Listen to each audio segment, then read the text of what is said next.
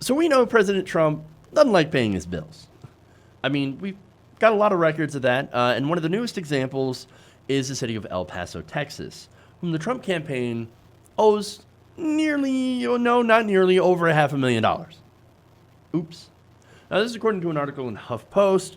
The Trump campaign owes the city of El Paso $569,204 from a rally he held back in February.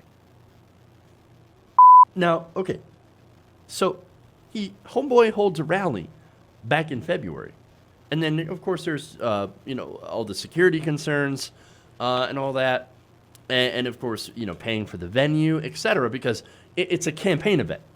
Now, if it were the president visiting, that would be something different. That wouldn't actually, cost the president anything. The city would front that, or the government would front that. But this is Donald Trump's personal campaign rally. He's supposed to pay for that. That comes out of his money. And it's not like homeboy don't have money. His campaign is awash with millions of dollars in corporate donations.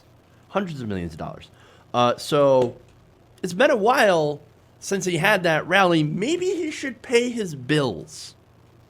And in case you're wondering, yes, there are receipts. Literally. In fact, the city of El Paso decided to send Trump a bill back in April of this year. The bill sent to the Trump campaign was initially $470,417.05, but a one-time 21% late fee was added after the campaign failed to pay it by June, according to the Texas Tribune. He didn't pay his bills. He got a late fee. That is one enormous late fee, right? So now the city sent the Trump campaign a letter back in May asking that he pay his outstanding debt to 6 different departments. That request was apparently ignored. No correspondence, no nothing, no money, nada. Now, is this a shock to anybody? Of course not. But nonetheless, the city of El Paso is like, hey, man, look, they sent this letter that read, "We are contacting you regarding the invoice listed above. We realize this may be an oversight on your part.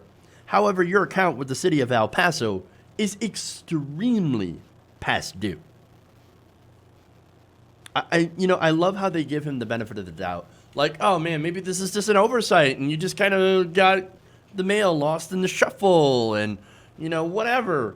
Oh, that's okay. Here, we've got this bill, and we're sending a follow-up, and we're making sure to, follow up with you. And, yes, we've got a late fee, and, oops, you got to pay us. You owe us the money. And it's as simple as that, right?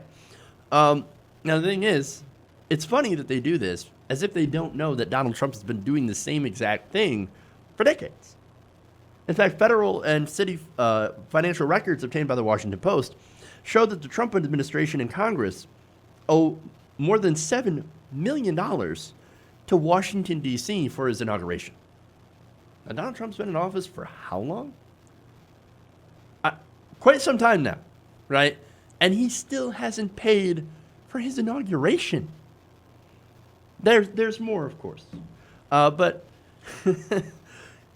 D.C.'s mayor also recently asked Donald Trump to reimburse her approximately $1.7 million in costs related to the July 4th Salute to America celebration. Now, this is a celebration in which obviously it cost a lot of money. He had to have his tanks and he had to have his planes, etc. And this is full military show of force, etc. Right? This is what bankrupted the city of Washington, D.C. They're like, we don't have any money because we had to pay for Donald Trump's stupid parade. So now we're asking him, hey, you need to pay us that $1.7 million because we can't afford it. We don't have the money. Well, I hate to say it, guys. You were never going to see that money. Again, the president's look, for a supposed billionaire, right? He seems to suck at paying his bills. I mean, look, you guys remember I did the story back during the campaign. Or it was a little bit after he got elected, right, that he had won the election, that he still owed the Freedom Girls. It's this little group, girls that would come to his campaign and perform, right? He stiffed those people, the Freedom Girls. And still, the guy that runs the troop is like, man, I'm trying to get this money. I think he launched a lawsuit, but was still in favor of Donald Trump. Oh, I know he'll eventually give us the money. It must be an oversight. Idiot. That's Donald Trump's MO. He can't help but stiff you out of money. And now here's the irony part, right? Or the ironic part. Donald Trump, look, he says he's very pro-police, very law and order, right?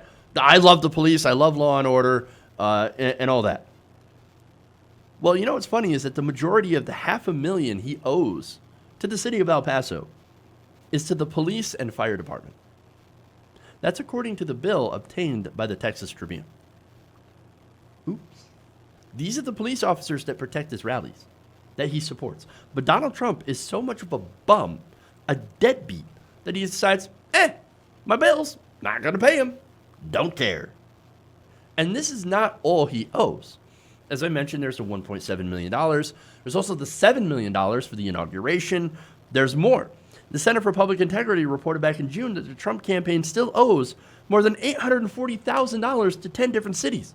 That includes El Paso, by the way, for public safety costs associated with his political rallies, some of which go back to his first presidential campaign. What a bum. Why don't you take his personal responsibility? Why don't you pay your bills? You deadbeat, you bum.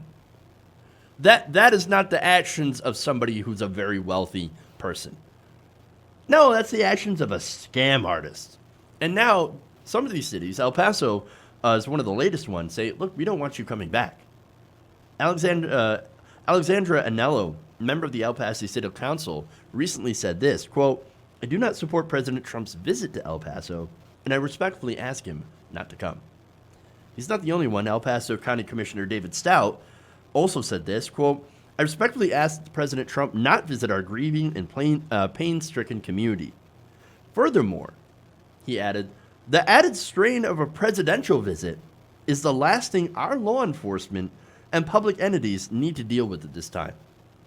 And of course, that probably includes the debt that Donald Trump will run up because he loves spending millions and millions of dollars that aren't his and then not paying it back. Again, he's been bankrupt 6 times. He spends people's money and then says, well, not my problem. I'm just going to walk away. That's who Donald Trump is. Look, normally a presidential visit, especially after a tragedy, is a welcome thing. Be it Democrats or Republicans, etc., right? It doesn't matter. But Donald Trump is both toxic and a complete bum. And he's so much of both that now there are people saying, we do not want you coming to our cities. And you know what? That sets a terrible precedent, right? Because, look, again, you've got people in El Paso saying, we don't want Trump to come, right? You've got people in Democratic-led cities now that are saying, we don't want Donald Trump to visit. Again, terrible precedent, right? Because then the right wing is going to respond in kind. Now, they're going to respond for ridiculous reasons. I can understand saying, look, you promote hate, and so we don't want you here, right? I get that. You promote hate, division, and you also owe us a butt ton of money that you failed to pay us the last time that you were here for our police and our fire services. So we don't want you to come here. Right wing is going to say, we just don't like you because you're a Democrat, and therefore we're not going to invite you to our city. You are not welcome here. That's the precedent because their snowflake's going to melt. I can see it already. And so this ultimately will lead to a mess, a disaster, of course. And it's all thanks to the cheapness of our bum-in-chief, President Trump. Hey guys, hopefully you enjoyed that free video. Now I'm going to have to ask you a favor. Between the demonetization and the YouTube algorithm messing around with view counts, etc., we're having a hard time adjusting to the new YouTube reality, which is where you guys come in. See, we have a Patreon, patreon.com/TYTNation, set up to help us rely on you guys, the viewers, instead of big corporate ads. Look, you know the show. You know I'm not in favor of big corporations anyway. So help us transition away from relying on the ad model to pay the bills and sign up to be a patron, patreon.com/TYTNation. That goes a long way to help us keep the lights on. And you guys will know that you're supporting independent progressive media.